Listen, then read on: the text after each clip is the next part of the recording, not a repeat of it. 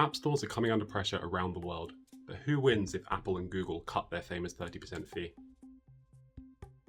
Apple yesterday proposed some changes to its App Store practices following a dispute with developers, including loosening curbs on telling users about alternative payment methods.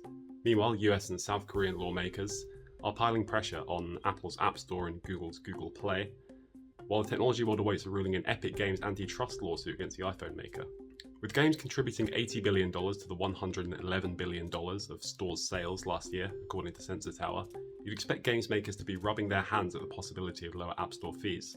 But games makers aren't quite so reliant on app stores as app stores are on them. Take Activision.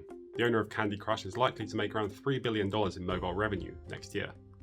Halving Apple and Google's fee would therefore save it up to $450 million. But that's just a tenth of the EBITDA that analysts expect it to make next year, according to Refinitiv data. EA would see a similarly small uplift, while of the big three games makers, only the more mobile-reliant Roblox would see a significant boost, potentially worth a third of expected earnings.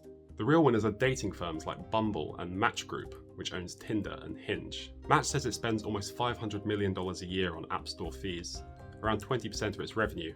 On that basis, next year, a halving of fees could save it $370 million, around a quarter of expected EBITDA. At Match's current trading multiple, that would be worth almost $12 billion in market capitalization. By the same reckoning, a 38% uplift in Bumble's EBITDA would be worth $4 billion to Whitney Wolf Heard's $10 billion group.